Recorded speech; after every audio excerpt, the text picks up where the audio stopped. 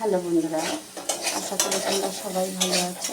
আমার রান্নাঘর থেকে আমি আজকে আবার একটা আমাদের সামনে রান্না নিয়ে এসেছি। দেখো, আমি দেখাতে পারিনি, আলুটা কেটে আমি ভাজা বসিয়ে দিয়েছি। আমি আজকে ভেন্ডির ডালনা করব। তোমরা তো অনেক রকম ভেন্ডি খেয়েছো, এইরকম করে খেয়ে দেখো। আমি আলুটাকে একটু ভেজে নিয়েছি, এবার এর মধ্যে ভেন্ডিটাকে দিয়ে আমি ভেজে নেব। আমি এরকম করে কেটেছি, তোমরা চাইলে আরও গোটা গোটাও রাখতে পারো। ভেন্ডির ডালনাটা কেমন করে করছি তোমরা দেখো। আমি একটু ভেন্ডিটাকে ভেজে নেব, ভেন্ডি আর আলুটাকে।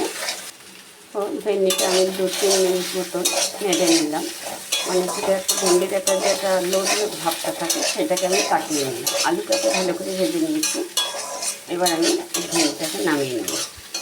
এবার আমি কড়াইতে তেল দিয়ে দেবো। তেল দিয়ে এবার এর মধ্যে আমি ফোড়ন দেব, শুকনো লঙ্কা আর পাঁচফোড়ন দেব। আমি মিক্সিতে ঘুরিয়ে এনেছি আদা, জিরে, একটা বড় টমেটো। ফোড়নটা হয়ে গেছে, এবার আমি মশলাটা দিয়ে দেব। এর মধ্যে আমি 4টে কাঁচা লঙ্কা দিয়েও বেটেছিলাম। এবার আমি এর মধ্যে দিয়ে দিচ্ছি 1 চামচি হলুদ গুঁড়ো আর 1 চামচি শুকনো লঙ্কা গুঁড়ো। আর কিছু দেবো না, সবই তো দেওয়া আছে আমাদের আদা জিরে।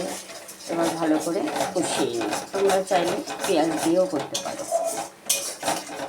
আমি স্বাদ অনুযায়ী নুন দিয়ে দিলাম, আমি একটু চিনি দিয়ে দিলাম। মশলাটা কষানো হয়ে গেছে, আমি এবার যে ভেন্ডি আর আলুটা ভেজে রেখেছি দিয়ে দিলাম।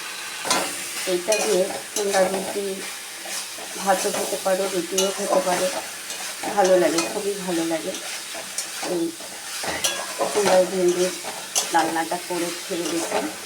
তোমাদের যদি ভালো লাগে তাহলে আমার চ্যানেলটাকে সাবস্ক্রাইব করো, লাইক করো, শেয়ার করো। এখন তরকারিটাকে একটু ভালো করে কষাতে হবে, কষিয়ে সামান্য জল দিয়ে দেবো। আমার কষানোটা হয়ে গেছে, কী সুন্দর হয়েছে দেখো। এবার আমি একটু জল দিয়ে দেবো। আমি একটু রান্নায় গরম জলই ব্যবহার করি, আজকে গরম জলটা করিনি। এই জলটা দিয়ে দিলাম, এবার ঢাকা দিয়ে দেবো। বেশি না, 5 মিনিটের মতন ফুটবে, তারপর হয়ে যাবে। ভেন্ডির রান্না পুরো কমপ্লিট। দেখো কী সুন্দর হয়েছে, কালারটাও সুন্দর হয়েছে, খেতেও দারুণ লাগে। তোমরা এরকম করে খেয়ে দেখো। আমি একটু গরম মশলা দিয়ে নামিয়ে নেব। হয়ে গেছে, এবার নামিয়ে নেব। দেখো তরকারিটা ঢেলে নিয়েছি। তোমরা এরকম করে রান্না করে খেয়ে আমাকে কমেন্ট করো, তাহলে খুব ভালো লাগবে। আজকে এখানেই রাখছি, আবার কালকে অন্য রেসিপি নিয়ে আসবো। রাখছি।